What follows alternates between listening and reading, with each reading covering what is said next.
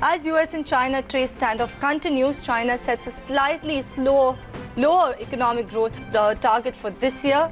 China lowered its 2019 GDP target to 6 to 6.5% and announced a major VAT cut to boost the manufacturing sector. China's premier said an important reason to stress the need for stable growth is to ensure the employment and improve people's lives. And the long-running trade war may be nearing an end. According to reports, the United States and China are close to a trade deal that could lift most or all U.S. tariffs. In order to lift the tariffs, China has to follow through on pledges ranging from better protecting intellectual property rights to buying a significant amount of American products. In an offer made to the United States, China has agreed to buy $18 billion in natural gas, and China has also pledged to speed up the timetable for removing foreign ownership limitations on auto ventures and to reduce tariffs on imported vehicles to below the current rate of 15%.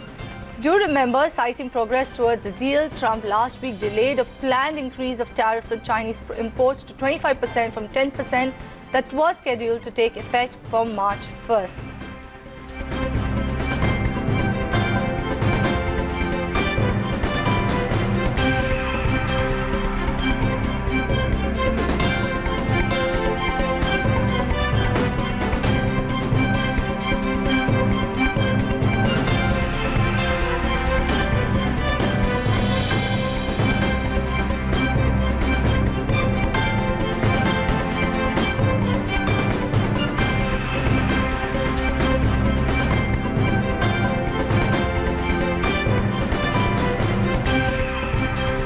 U.S. President Donald Trump accused India of being a high tariff nation and threatened to charge a reciprocal tax to match the heavy duties imposed on goods imported from the United States.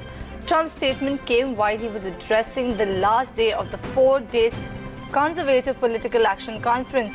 Referring to his often cited example of the iconic Harley-Davidson motorcycles, he said when United States sends a motorcycle to India, it is 100% tariff. But when India sends a motorcycle to America, U.S. charges them nothing.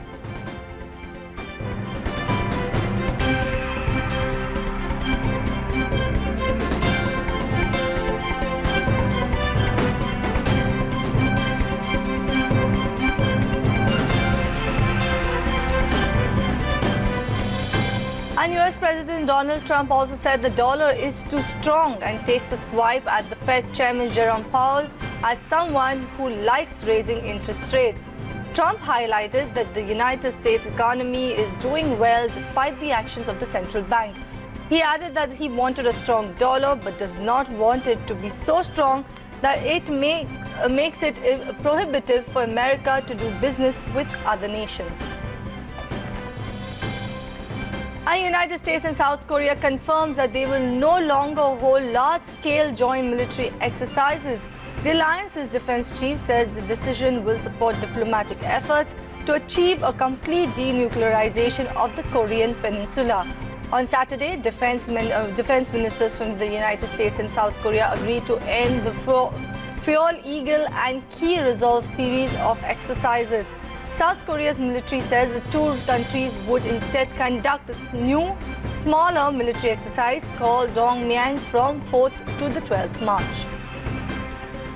And the U.S. economy cools by less than expected last quarter as business investments picks up. GDP grows at a 2.6% annual rate, higher than the forecast which expected growth of 2.4%, but down from 3.4% rate seen in mid-2018. Growth was helped by a 2.8% rise in consumer spending. Exports rose by 1.6% in the quarter, reversing a 4.9% decline in the previous quarter, while the imports increased by 2.5%, making trade a slight net negative. Reports suggested that despite the softening in GDP in the fourth quarter, overall growth in 2018 was solid.